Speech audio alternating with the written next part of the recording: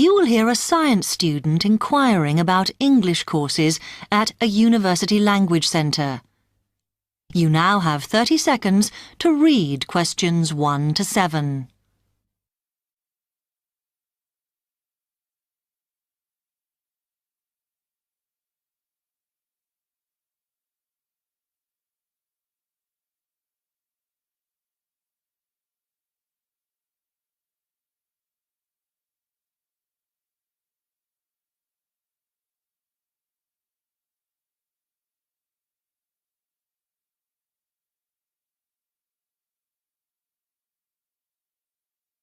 Hi, I've come to ask about the English courses you run for international students. Oh, right. I assume you're a student at the university. Yes, I've just started. Okay. Well, we've got a range of courses. It depends what you think you need and how much. Oh. We can't run everything at the same time, though. So, for example, in this first term, we are just doing a writing course. I see. That sounds quite useful. What else is there? Some of the courses only run for single terms, and we tend to focus on what students have difficulty with. That means we don't usually do speaking courses, but next term you can do listening. Oh. That'll help you with lectures and things. Our provision is all based on what the majority of our international students need. So is everything term-based? There's nothing that you run all year? Well, let's have a look. Yes, there is a class for vocabulary and grammar every term. That's for everybody, but it's split into 3 or 4 levels. And what about in the holidays? We don't do anything during the winter or spring break. Oh. But over the summer, there's just general classes because that's what most students want. A bit of everything. Okay, quite a variety then. I'll have a think about what I really need because I haven't got much time. Do you have about 20 students in each class, the same as our science seminars? We try to keep it at about 12 and certainly not more than 15. It's important for language classes. They're very different from your normal courses. Right. And how much are the classes? The rate varies depending on how many hours you attend, but you shouldn't have to pay. Usually, the department will fund you and even sort out which classes you need. Brilliant. It would be quite useful for me to have a certificate to take back to my country. Do you put us in for exams? Yes, but we don't like them to clash with your main course exams in June, so we run them in May. Oh. That leaves you time for revision. Do I have to sign up for something now? I'm not quite sure what I want. Classes haven't quite started yet, so you've got time to decide what you do. All we insist is that you sign up before week 5. That gives you about 3 weeks to decide. Okay. You now have 15 seconds to read questions 8 to 10.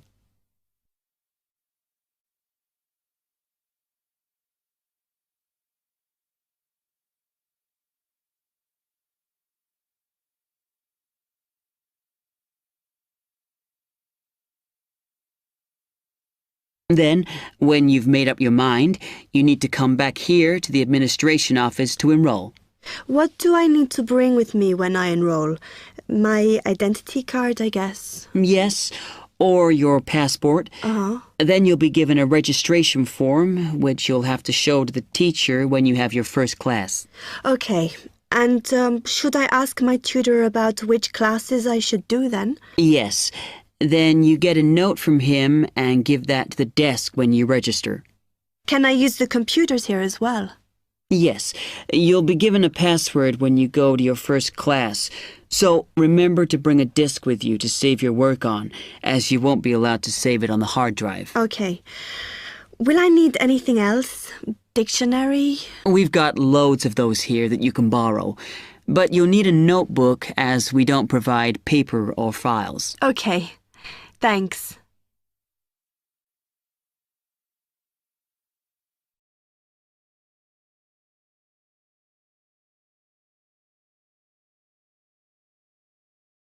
That is the end of part 1.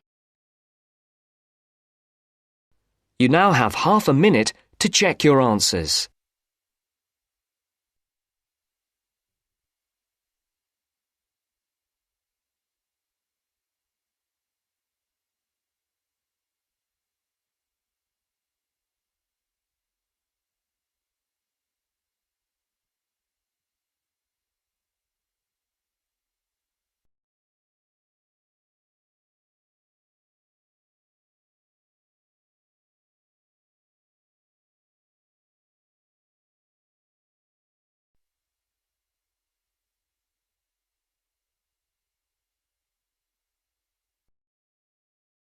Now turns to part 2. Part 2. You are going to hear a guide named Matt who is introducing their trip in Wildlife Haven. Now you have some time to look at questions 11 to 15.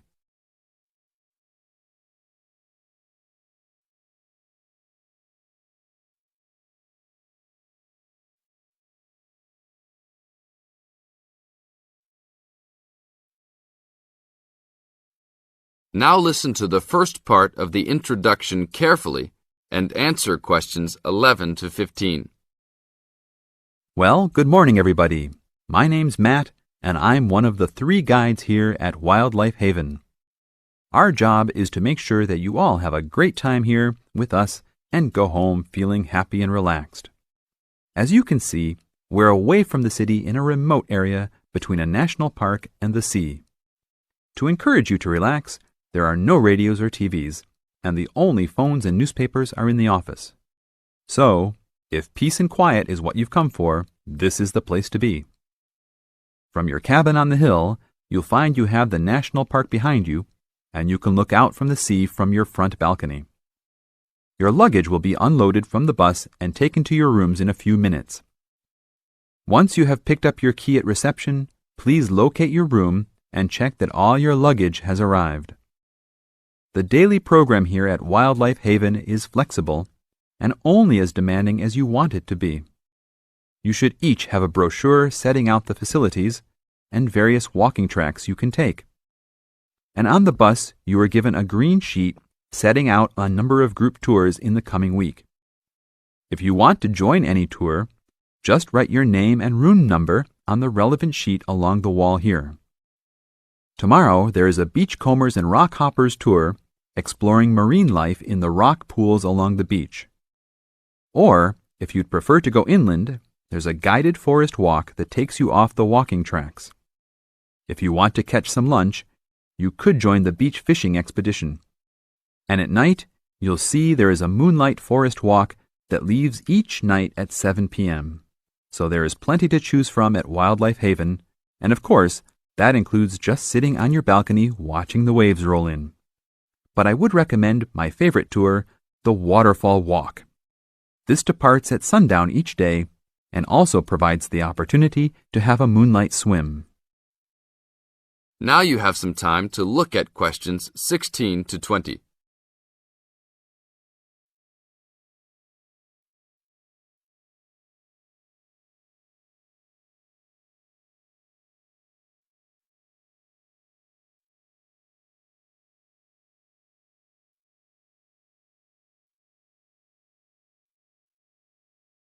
In the second part of the introduction, you are going to get some advice from Matt. Listen carefully and answer questions 16 to 20. You've chosen to visit us in January, which is one of our hotter months. And although you may be tempted to wear a minimum of clothing, you should always take precautions against injury, particularly in the national park. This includes sensible footwear. You'd be surprised how many of our guests ignore this advice and end up being sorry. And socks are a good idea too. And even though you might be under trees a lot of the time, it's a good idea to wear a hat in this hot climate. There's no need to be too concerned about walking in the national park, provided you use common sense. It's true that there are poisonous spiders in the park, but they are really more frightened of you than you are likely to be of them. I should also warn you against eating any wild berries. Some are edible, but you should avoid them all. We'll provide all the food you can eat. Well, that's about all for now. Dinner is from 6 to 8 p.m. in this building.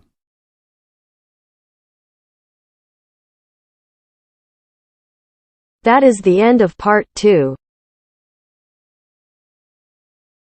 You now have half a minute to check your answers.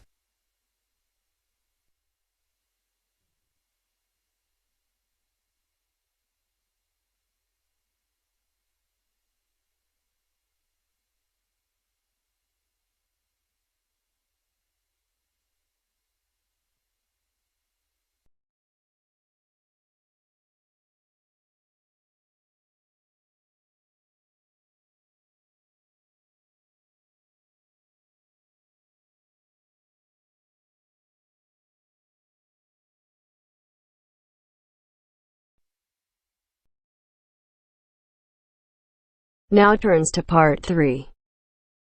Part 3. To hear a reporter from the New York Times who is presenting a news report prepared by Dion Searcy and Robert Gebeloff on the topic Middle Class Shrinks. Further as more fall out instead of climbing up. First, look at questions 21 to 23.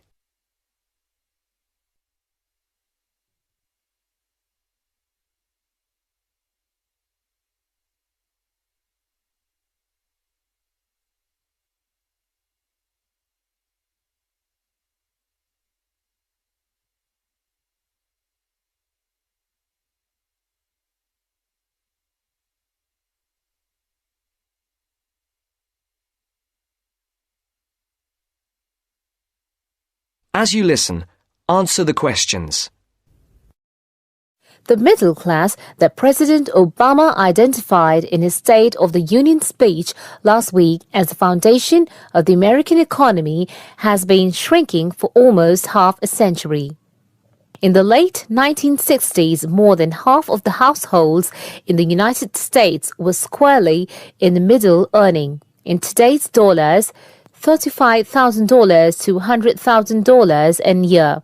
Few people noticed or cared as the size of that group began to fall, because the shift was primarily caused by more Americans climbing the economic ladder into upper income brackets.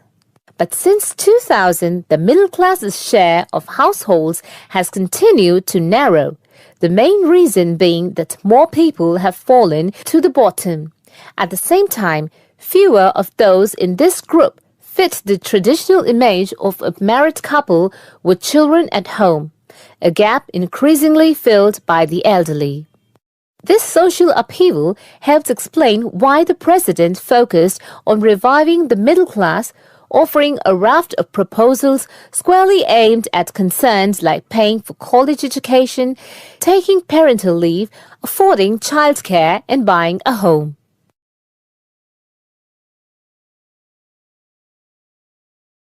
Before the conversation continues, look at questions 24 to 30.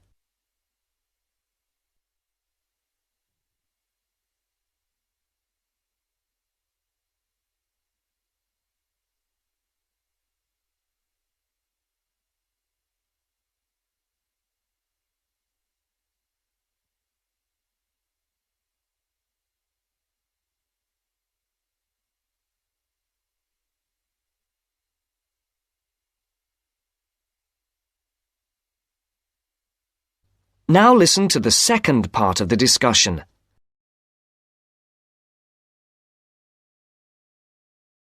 Mr. Obama told Congress and the public, still, regardless of their income, most Americans are identified as middle class. The term itself is so amorphous that politicians often cite the group in introducing proposals to engender white appeal. The definition here starts at $35,000, which is about 50% higher than the official poverty level for a family of 4 and ends at the six-figure mark. Although many Americans in households making more than $100,000 consider themselves middle class, particularly those living in expensive regions like the Northeast and Pacific Coast, they have substantially more money than most people. However, the lines are drawn. It is clear that millions are struggling to hang on to accoutrement that most experts consider essential to a middle-class life. I would consider middle class to be people who can live comfortably on what they earn, can pay their bills, can set aside something to save for retirement and for kids in college, and can have vacations and entertainment, said Christine L. Ovens, Executive Director of the National Employment Law Project.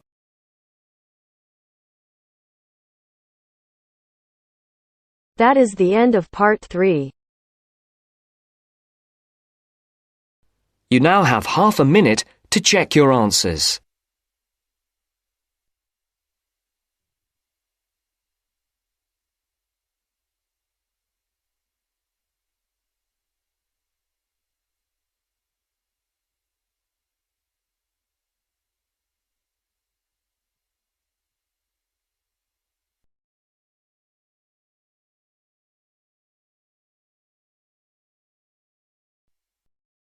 Now turns to part 4. Part 4. In this section, you'll hear a lecture on coral reef. First, you have some time to read questions 31 to 40.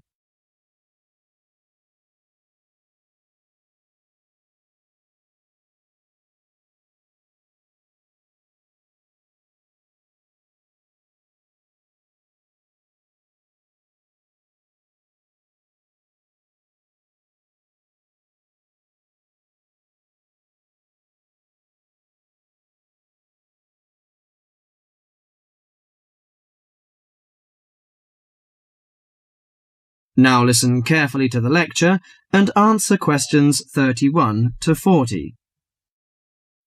Do you fancy diving in the wonderful world of coral reefs, green sponges, colourful fish and red crabs? It is a rich garden beneath the waves. But how much do you know about the corals? Are they animals or plants? What are the threats to coral reefs? Today, Mr. Tim Harford, Executive Director of the Coral Reef Alliance, is going to introduce the facts about coral reefs. Good afternoon, everyone. Coral reefs are one of nature's most magnificent creations. It is filled with thousands of unique and valuable plants and animals. Over 1/4 of all marine species depend on healthy coral reefs. Humans also depend on coral reefs. These marine ecosystems are the primary source of food and income for millions of people, a vast repository of valuable chemical compounds and medicines, and a natural wave barrier that protect beaches and coastlines from waves and storms. Coral is actually the exoskeletons of coral polyps. Made from limestone, these skeletons build up over time, forming the reef. New corals are born each April. At a certain hour, on a certain night, mature corals suddenly release clouds of eggs and sperm into the sea. After the fertilized eggs take root on the seafloor, they can grow up to 15 centimeters per year. Coral reefs are present in the waters of over 100 countries. These are warm, 18 to 29 degrees centigrade, shallow, sunny regions primarily between the tropics of Cancer and Capricorn. Only clear, warm salt water can support a coral reef. And because sunlight is crucial to the reef's survival, the water must also be shallow. The algae that grow on coral provide much of the coral's food. In deeper water, algae cannot get the sunlight they need to grow. Most coral reefs are in the tropics because natural conditions there are perfect.